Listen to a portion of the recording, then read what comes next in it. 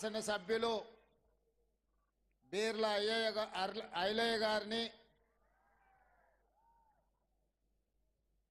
అదేవిధంగా వేదిక మీద చాలామంది పెద్దలు వివిధ ప్రాంతాల నుంచి వచ్చిన కుర్మ సోదరులకు ముఖ్యంగా జిల్లా పరిషత్ మాజీ చైర్పర్సన్ తూళ్ళ ఉమ్మగారికి బండ్రు శోభారాణి గారికి వేదిక మీద ఉన్న మా సోదరి మనులు ఆడబిడ్డలందరికీ ఇక్కడికి వచ్చేసిన కుర్మ సోదరులందరికీ కూడా మనస్ఫూర్తిగా శుభాకాంక్షలు అభినందనలు తెలియజేస్తున్నా. నేను చాలా సందర్భాలలో కుర్మ సోదరుల గురించి ప్రస్తావించినప్పుడు కానీ గ్రామాలలో ఎవరైనా తమ భూమిని అమ్ముకోవాలి అంటే కొనడానికి ఎవరైనా కుర్మోళ్ళు వస్తే వాళ్ళకి ఇయ్యండ్రి నగదు నడుము కట్టుకొని వచ్చి పొయ్యింట్లో మనకు నగదు ఇచ్చిపోతారు, నమ్మకంగా ఇచ్చిపోతారు. వాళ్ళు ఇచ్చిన నగదు లెక్క పెట్టాల్సిన పని కూడా లేదు. సరిగ్గా ఒక్కటికి 2 సార్లు వాళ్ళే లెక్క పెట్టి ఇంటికి తెచ్చి ఇచ్చిపోతారని నేను ఎప్పుడు చెప్తుంటా.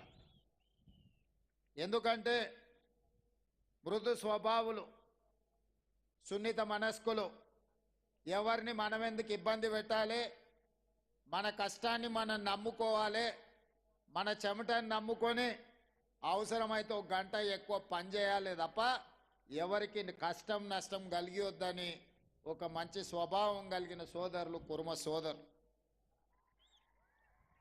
అలాంటి కుర్మ సోదరుల సామాజిక వర్గం నుంచి వచ్చిన దొడ్డి కొమరయ్య ఒక గొప్ప పోరాట యోధుడు. ఆనాడు నిజాంలకు రజాకర్లకు వ్యతిరేకంగా జరిగిన సాయుధ రైతాంగ పోరాటంలో భూమి కోసం, భుక్తి కోసం, విముక్తి కోసం వెట్టి చాకిరి నుంచి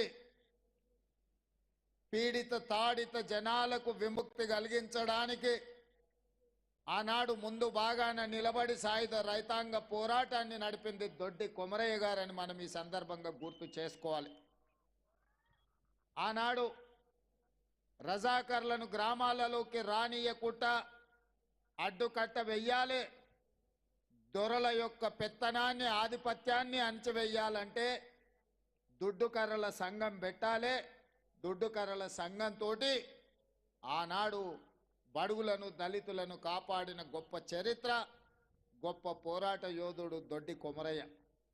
వారి జ్ఞాపకార్థం ఒక భవన్ కట్టుకొని వారి పోరాట స్ఫూర్తితో ఈనాడు సమాజంలో వచ్చిన మార్పును గమనించి మన తాతలు ముత్తాతలు వాళ్ళ తాతలు ఏవైతే గొర్రెలు బర్రెలు చేపలు పట్టుకుంటా బలహీన వర్గాలు బతికినరో రేపటి భవిష్యత్ తరాలు కూడా గొర్రెల బర్రెల చుట్టూతో తిరగకుండా వాళ్ళు పీజీలు పిహెచ్డీలు చదివి డాక్టర్లు లాయర్లుగా ఎదిగి ఐఏఎస్ ఐపీఎస్లుగా మారి ఈ తెలంగాణ పునర్నిర్మాణంలో భాగస్వాములు కావాలి అని ప్రభుత్వం కోరుకుంటుంది, ఆశిస్తుంది.